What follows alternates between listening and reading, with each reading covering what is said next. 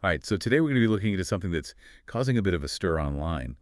Um, Elon Musk, in a gesture he made that some are saying is a Nazi salute. It's certainly a controversial topic Yeah. and one that requires careful consideration. I mean, the range of reactions has been quite remarkable. Yeah, you've got everything from people totally outraged and calling for Musk to be banned from various platforms to others defending him. And then there's this whole debate about the power of symbols and how easily things can be misinterpreted. Hmm. It's like this whole thing just exploded on social media. I was scrolling through my feed the other day, and all of a sudden, it seemed like everyone was talking about this gesture. And it's understandable why people are so sensitive about this. I mean, the Nazi salute is a potent symbol of hate and oppression. Any gesture that even remotely resembles it is going to evoke strong emotions. Right, so let's break down what actually happened. We've got a bunch of articles here, some witness accounts, expert opinions, the whole nine yards. Hmm. So this all went down at a Tesla event in Austin, Texas. Apparently, Musk was on stage, dressed in black, standing in front of this giant Tesla logo. Yeah, the visuals definitely play a role here. That kind of setting, the attire, the company logo behind him, Hmm. it all contributes to how people perceive the gesture. For sure. So anyway, people are saying that he made this gesture that looked a lot like a Nazi salute. But Musk himself is denying any such intention. He claims he was just responding enthusiastically to the audience, kind of moving his hand from his heart outwards as a way of connecting with them. That's his explanation, but there are a lot of people who aren't buying it. Yeah, you've got prominent figures like Yolanda Diaz and Alexandria Ocasio-Cortez Hmm. who are publicly condemning the gesture. Hmm. And then you have historians like Ruth Ben-Ghiat, who specializes in fascism and propaganda.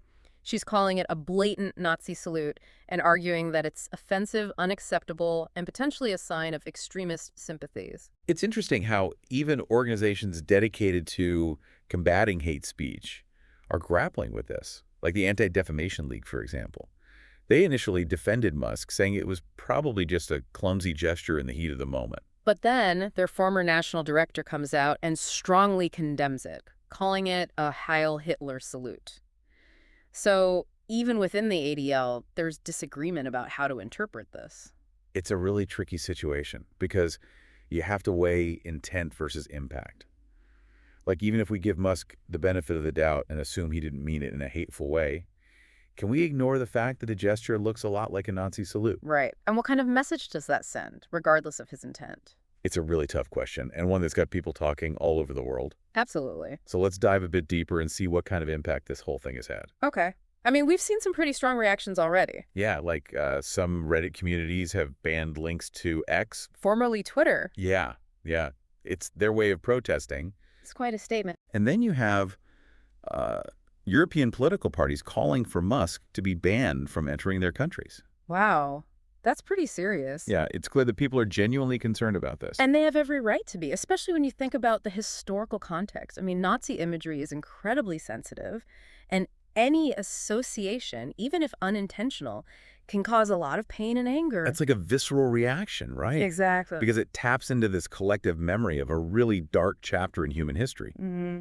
But on the other hand, you've got figures like Israeli Prime Minister Benjamin Netanyahu defending Musk, saying that the accusations are false and praising him as a great friend of Israel. It's amazing how divisive this one gesture has become. It really is. It's like the whole world is split on this issue. Mm. And it's just a hand movement.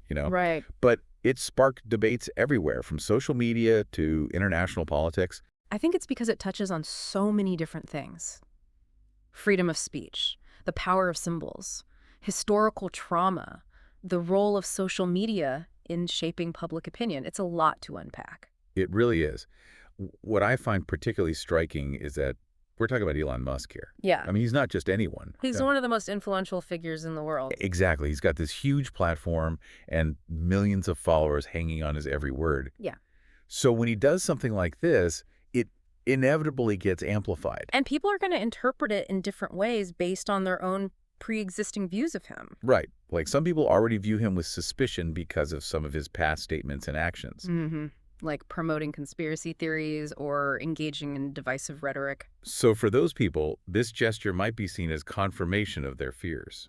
It's almost like this incident has become a lens through which people are reevaluating their entire perception of him. And it raises a bigger question about How much do these kinds of public actions really matter, especially in today's world where everything is amplified and scrutinized online? Well, I think they matter a lot, especially for someone like Musk, who has such a huge platform and influence. I Hmm. mean, public figures, whether they like it or not, become symbols themselves. Yeah. Their actions carry weight, and they have a responsibility to be mindful of the messages they send, intentionally or not.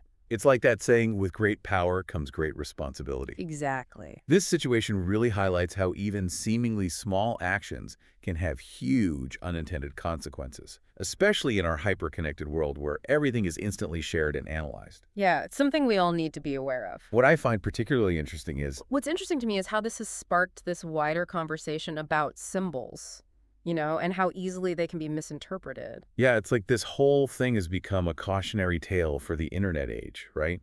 Like one gesture amplified through social media can blow up into this global controversy. Exactly. And it raises some really tough questions about where the line is between freedom of expression and, the need to protect against hate speech. Like, how do we judge intent versus impact? Right. And what role does social media play in all of this? I mean, it seems like it often just makes things worse, right? It definitely adds fuel to the fire. Yeah, for sure. So after diving into all of this, seeing the gesture, hearing different perspectives, understanding the impact it's had, I'm curious to know, does this change your perception of Elon Musk at all? Hmm. That's a tough one. I think it's a question everyone has to answer for themselves. True. But it definitely highlights how our perceptions of public figures are always evolving, Yeah. shaped by their actions, their words, how other people interpret them. We all come to this with our own biases and experiences, right? Exactly. And social media, with its echo chambers and snap judgments, can often amplify those biases. It really makes you think. So we've explored the gesture, the different interpretations, the fallout, the whole 9 yards. What stands out to you as the key takeaway from all of this? I think it's a powerful reminder that symbols are incredibly powerful. They can evoke really strong emotions, they can trigger trauma, and they can shape public perception in ways we don't always anticipate. And it underscores the responsibility we all have in this digital age. Yeah. We can't just passively consume information, right? Right. We have to engage critically, question what we see and hear, and be open to different viewpoints. It's not always easy, but it's crucial. Absolutely. Well, this has been quite the deep dive. It hasn't necessarily given us easy answers, Sure. but it has sparked a very important conversation. It certainly has, and ultimately, that's the goal. So to our listeners, we leave you with this. How much weight do you give to a gesture? How do you navigate the nuances of intent and impact? And what does this incident, with all its complexity, say about the world we live in today? Thanks for joining us on this deep dive. We'll see you next time.